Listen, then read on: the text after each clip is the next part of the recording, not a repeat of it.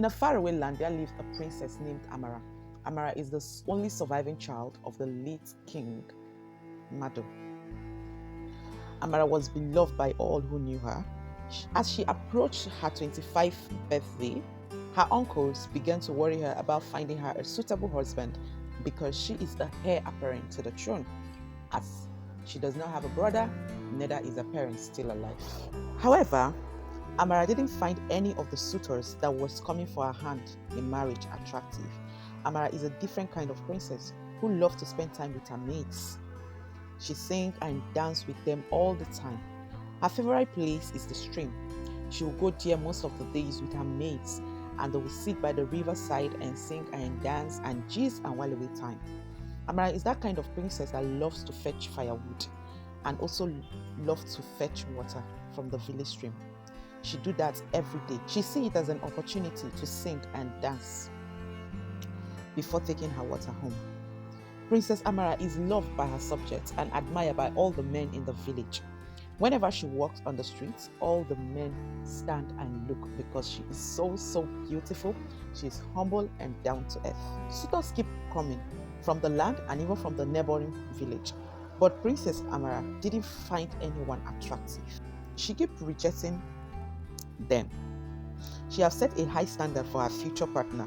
She believed that true love was not something to be rushed, and she wanted her partner to be someone who complements her spirit, a very handsome and loaded with a lot of cash, and can help her rule the kingdom. One evening, as Amara was spending time with her mates in the palace as usual, one of the guards came and told her she have a visitor. At first, she told the palace guard to send the suitor away, that she was busy. But the guard came back saying that the visitor has refused to leave.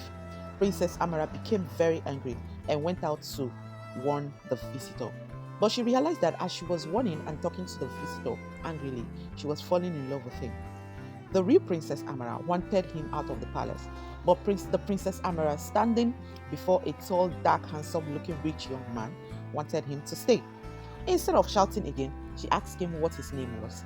He replied, "My name is Prince Milima," meaning good water.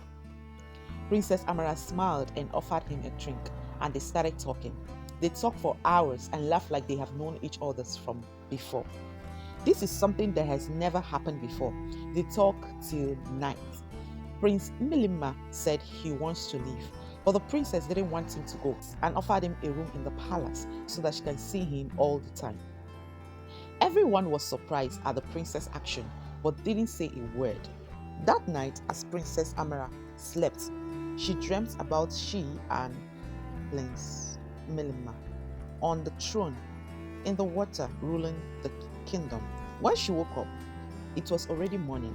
She was so excited about that dream and said to herself, "Finally, I found my prince." The princess went to his room and asked him to continue the story he was telling her yesterday.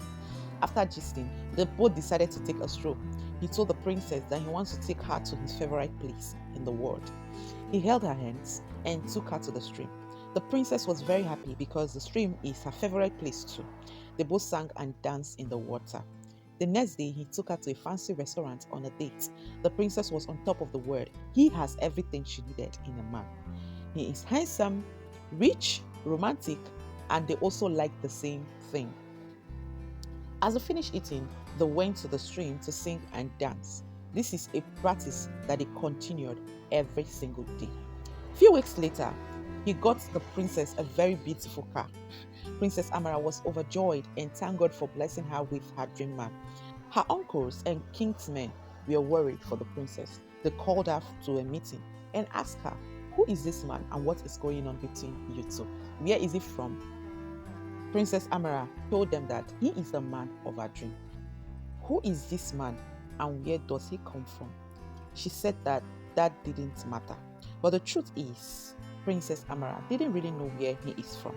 Anytime she asked him to take her to his house, he avoids the topic and take her to the stream instead. She didn't really see it as anything because she is in love. 2 days later, he proposed to her and she said yes to him, and they started planning a wedding.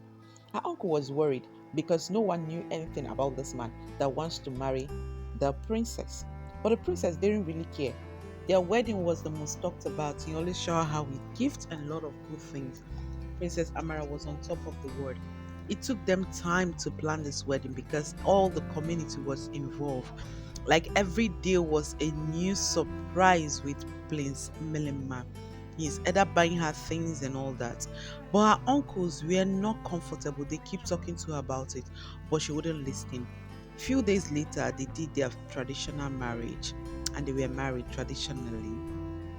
The next day, they did their white wedding. After their white wedding, Prince Imilima said, "Now you're my wife. I will take you to my home." He took Princess Amara to the stream. Princess Amara at first thought, okay, maybe because this is their favorite place, so they wanted to pay homage or something. They never knew that that was Prince Miloma's house. As they were in the water, Princess Amara told Prince Emirima, okay, I think it's time we start going to your place because it's getting late and I wouldn't want us to get there late. Prince Miloma started laughing and said, where exactly are we going to? Princess Amara said, your house, of course. Prince Miloma said, this is my house. This is where I live. Princess Amara said, yeah, I know you love the stream and I love it too, but this can be your house. You have a house, like I want to meet your people and all that. He said, this is my home. Welcome to my home. When Princess Amara realized that Prince Milima was not joking about this, she started running for her life. Prince Milima chased Amara to catch her. Before she knew what was happening, Prince Imilima turned to a big mermaid and a big fish came out and swallowed Princess Amala. She fainted. When she woke up, she found herself under the water with Prince Imilima sitting down on a throne with mermaid and fishes everywhere. That was when it dawned on Princess Amara that she had actually married a man-made. She started crying and begging Prince Miloma to please not kill her and let her go. Prince Miloma told her, no, I am not here to kill you. I'm not going to kill you. I didn't marry you to kill you. Princess Amara said, I thought you loved me. I thought you wanted me. Why would you do this to me? What have I ever done to you? Prince Miloma said, you haven't done anything to me, but I needed a human body. I needed to change to a man. I needed to feel what it feels like to be a man. So for me to achieve that and roam on the earth, I needed a princess, a royal blood. And you were the one available. With the way you were selecting men, selecting suitors, I decided to teach you a lesson and also to achieve my goal. I used one stone to kill two birds. So now we are going to switch places. You will become a mermaid and stay here and take care of this kingdom while I become a human like you. Princess Amara cried her eyes out, screamed and shouted, but nobody was there to save her. Before she knew what was happening, Prince Miloma poured something on her and she turned to a mermaid. And Prince Miloma, on the other hand, turned to a human. He now have legs. He was so happy. He laughed and laughed and was so excited. Princess Amara cried and cried her eyes out. So Prince Miloma came back to the earth and kept roaming about while Princess Amara became a mermaid and stayed in the water. Nobody ever heard from her again. The end.